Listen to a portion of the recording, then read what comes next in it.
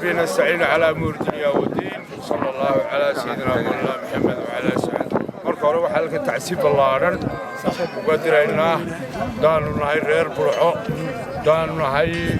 madaxdii gobolka iyo degmada daanu nahay sportski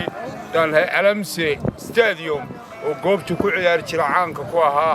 ilaahay ha u naxariisto Cabdi Cilmi Himaar Cabdi Cilmi Maxamuud Cabdi Nijaar dadka qaarba magacooda yaqaan Cabdi Xanaaqi haday kubaddu ku laafto ninkii ku laafin waa ninkii yiri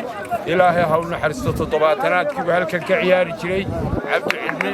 ilaahay waxaan uga baryaynaa waxaan leeyahay inna lillahi wa inna ilayhi raaji'uun ilaahay naxariis buuxda siiyo waa galab jimca saacadda ijaabadii baa ku jirta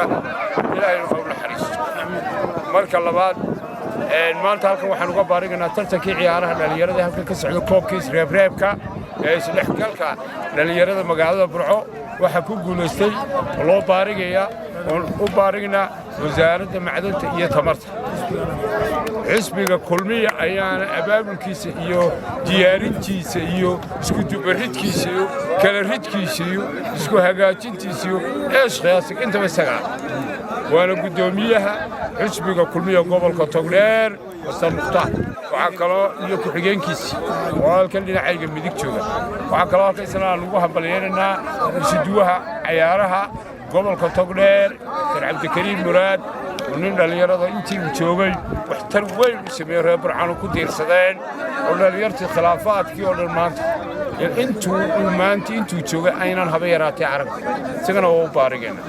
aad iyo aad baa wada mahadsantiin ciyaaraha iyo isdhexgalku waa waxa ugu fiican